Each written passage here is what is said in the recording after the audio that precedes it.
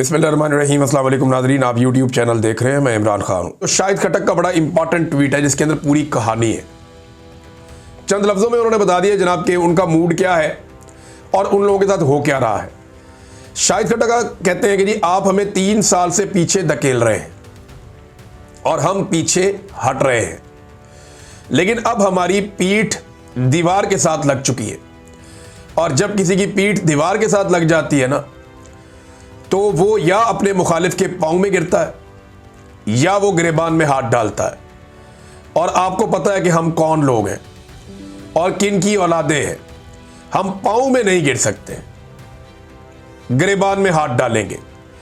ये जनाब शाहिद खट्टक साहब का जो है वो ट्वीट है और इसके नीचे उन्होंने लिखा कि ताकतें तुम्हारी हैं और खुदा हमारा है। ये एक बड़ा मशहूर शेर है जो उन्होंने नीचे लिखा कि ताकतें तुम्हारी हैं और खुदा हमारा है। तो शाहिद खट्टक साहब ने बता दिया कि बहुत दीवार के साथ लगा दिया हमें।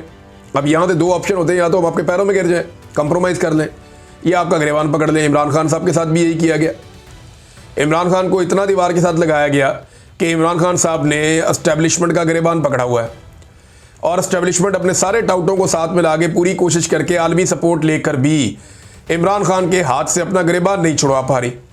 और पाकिस्तानी अवाम ने भी एस्टेब्लिशमेंट को दबोचा हुआ है।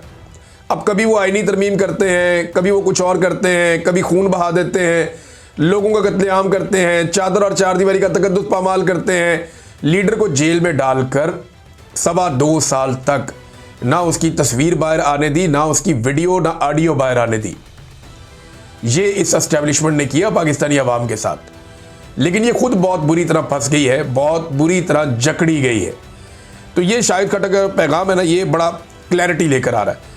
नाज़रीन, आपसी इख्तलाफात के बावजूद, यानी हामिद खान ग्रुप में और ILF के अंदर जो आपस में समझौता नहीं हो पाया, वो आपस में चीज़ें तय नहीं कर पाए, इसके बावजूद जो बार कौंसल्स के इंतखाबात हैं वकला के, उनमें हैरानकुन कामयाबी मिली है इमरान खान साहब के हमायती उम्मीदवारों को। यानी हैरानकुन है, गैर मामूली कारकर्दगी है जो इन्होंने दिखाई है। और अगर ये आपस में मिलकर सही तरीके से इलेक्शन लड़ते तो ये इस निज़ाम को बहुत बदतरीन शिकस्त दे सकते थे। अभी भी रिज़ल्ट्स आ रहे हैं, हतमी रिज़ल्ट आएंगे तो हम बता पाएंगे कि क्या हुआ, कैसे हुआ, किस हद तक हुआ।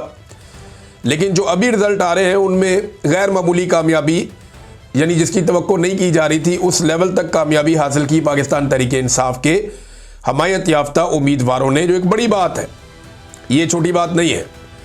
नाज़रीन, अब नवंबर का महीना है तो आपको पता है कि नवंबर की टेंशन सबको लगी हुई है। रोज़ाना एक नई खबर लॉन्च कर दी जाती है ताकि असल मामले से तवज्जो हट जाए। देखिए, अगर 27वीं आईनी तरमीम हो गई और आसिम मुनीर साहब को मन मर्जी की एस्टेब्लिशमेंट को कंट्रोल करने की दोबारा सलाहियत मिल गई, यानी वो एक्सटेंशन भी उनको मिल गई, 27वीं आईनी तरमीम भी हो गई, अगर ये मनमानियाँ हो गई तो फिर याद रखिएगा पाकिस्तान में जमहूरियत नहीं बचेगी। फिर आप पाकिस्तान में जमहूरियत को भूल जाएं। एस्टेब्लिशमेंट जैसे चाहेगी हुकूमत अता करेगी और पाकिस्तान को आइन और कानून के बजाय चंद अफराद की ख्वाहिशात पर ही चलाया जाएगा। रियासती इदारों के मुंह को मैंने आपको बताया पहले ही खून लग गया है। और इसके बाद हकीकी अवामी इनकलाब के अलावा ना सियासतदानों के पास कोई रास्ता बचेगा, ना ही अवाम के पास कोई रास्ता बचेगा। और ये एक बात मेरी आप याद रखिएगा कि पाकिस्तान तहरीक-ए-इंसाफ इस आग में नहीं चलेगी मुस्तकबिल में। और ये बहुत जल्दी आप देखेंगे पीपल्स पार्टी और PMLN वो ये जो कुछ भी होने जा रहा है ना, इस सब को फेस करें। मैं आपको दोबारा कह रहा हूं कि आज जो कुछ भी हो रहा है, बज़ाहिर पाकिस्तान तहरीक-ए-इंसाफ इसके रास्ते में खड़ी होकर इसको रोकने की कोशिश कर रही कि हम इसे रोकेंगे, ये नहीं होने देंगे। लेकिन याद रखिएगा कि जब ये निज़ाम पूरी ताकत पकड़ लेगा और पूरी तरह से जमहूरियत तबाह हो जाएगी, तो पीपल्स पार्टी और PMLN इस आग के अंदर जलेंगे और वो भी इस लड़ाई का हिस्सा बनेंगे। देखिए, उस वक्त फिर कोई और रास्ता नहीं होगा ना, रास्ता होगा ही नहीं कोई और। उस वक्त आपको इनकलाब लाना पड़ेगा, अवामी ताकत इकट्ठी करनी पड़ेगी और फिर ये काम होना ही होना है इस मुल्क पे। आज नहीं होगा, 2-4 साल 5 साल बाद हो जाएगा। हो सकता है कि उस वक्त यही सिस्टम मौजूद हो एस्टेब्लिशमेंट का, हो सकता है सिस्टम तब्दील हो गया हो। इससे बचना है तो इसका एक ही तरीका है कि अवामी मैंडेट का एहतराम करते हुए पाकिस्तान में इंसानी हकूक़ की जो पामालियाँ उनको बंद किया जाए, ह्यूमन राइट्स जो हैं उनकी वायलेशंस बंद की जाए, आज़ादी इज़हार राय दिया जाए, अदलिया को आज़ादी दी जाए। तो ये सारी चीज़ें अगर पाकिस्तान में की जाए, रूल ऑफ लॉ हो जाए, तो फिर शायद इससे बचा जा सकता है। अदरवाइज बचने का दूसरा रास्ता कोई नहीं है। ये सारे लोग कटहरे के अंदर आएंगे और जल्दी आएंगे, क्योंकि हालात पाकिस्तान के बहुत बुरी तरह से तबाह हुए हैं।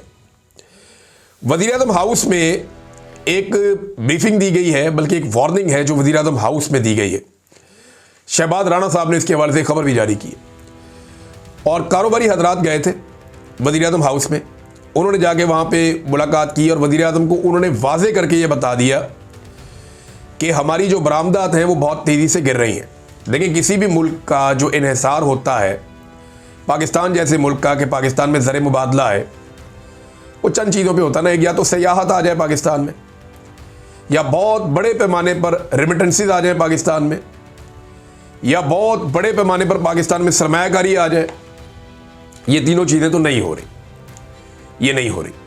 अब एक चीज़ रह जाती है कि या तो आपकी एक्सपोर्ट्स बहुत ज़्यादा बढ़ जाएं, जो चीज़ें आप पैदा करते हैं या बनाते हैं वो पूरी दुनिया में आप भेजें, और इतनी बड़ी मिकदार में भेजें कि आपको ठीक ठाक डॉलर पूरी दुनिया से पाकिस्तान में आ जाए।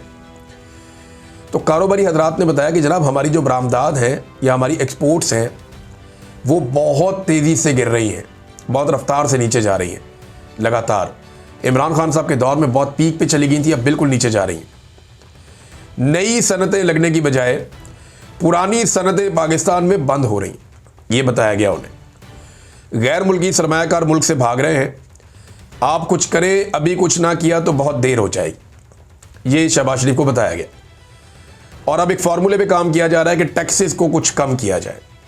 कोई 1100 अरब का लगभग बोझ है जो ख़जाने के ऊपर आएगा कि टैक्सेस को कम किया जाए। पहले ही ये अपने अहदाफ पूरे नहीं कर पा रहे, IMF इनके गले की हड्डी बना हुआ है, और अब अगर ये टैक्सेस कम करते हैं तो दूसरी तरफ फंस जाएंगे, क्योंकि कारोबार को बढ़ाने के लिए आपको टैक्सेस कम करने पड़ेंगे। लेकिन अगर आपने टैक्सेस भी कम कर दिए, IMF के उसूलों के खिलाफ आप चल पड़े, IMF के साथ आपने फड्डा भी ले लिया, आपने टैक्सेस भी कम कर लिया, और पाकिस्तान में फिर भी सरमायाकारी ना आई और कारोबार ना बढ़ा, बरामदात में इजाफा ना हुआ, तो फिर आप क्या करेंगे? वजह यह है ना कि खाली टैक्सेस तो एक रीजन नहीं है। या मैं बरतानिया में इस वक्त मौजूद हूं, इस मुल्क में जितने टैक्सेस हैं शायद दुनिया में ऐसे जालिमाना टैक्सेस ना हो, लेकिन लोग ये टैक्सेस देते हैं, यहां पे धड़ाधड़ कारोबार करते हैं लोग। क्यों करते हैं? उन्हें लगता है कि उनका पैसा यहां पे महफूज है। पाकिस्तान में लोगों को लगता है उनका पैसा महफूज नहीं है, उनकी जिंदगी महफूज नहीं है, उन्हें आज़ादी नहीं है। मिसाल के तौर पे खौला चौधरी साहिबा हैं, ये पाकिस्तान तहरीक इंसाफ से इनका ताल्लुक है। ये उम्रे पे जाना चाह रही थी अपने शौहर के साथ, तो ये एयरपोर्ट पहुंचे तो इस खातून को और इनके शौहर को वहां से नामालूम अफराद थे सादा कपड़ों में, वो इनको पकड़ के ले गए, फिर अदालत में पेश किया। अब इनका मुकदमा चल रहा है। आप अंदाज़ा करें कि ये मुल्क किस लेवल तक पहुंच गया कि कोई उम्रा करने के लिए नहीं जा सकता, कोई हज करने के लिए नहीं जा सकता, कोई अपने किसी कारोबार के सिलसिले में नहीं जा सकता। अगर आप एस्टेब्लिशमेंट की गुलामी अपनाते हैं तो आपको थोड़ा सा रिलीफ मिल जाएगा। लेकिन जैसे ही आपने किसी जगह पे 19-20 किया, आपकी एक पोस्ट आपके साथ ये कर सकती है कि आप क्रिकेट टीम से बाहर हो सकते हैं, अगर आप बड़े अच्छे प्लेयर हैं। इसके बावजूद आपकी सोच आपको बाहर कर, जब तक आप जूते पॉलिश नहीं करेंगे इस मुल्क में आप तरक्की नहीं कर सकते। एस्टेब्लिशमेंट ने ये सेट पैटर्न बना के रख दिया। अब तक के लिए इतने, अपना ख्याल रखिएगा, अपने इस चैनल का भी। अल्लाह हाफ़िज़।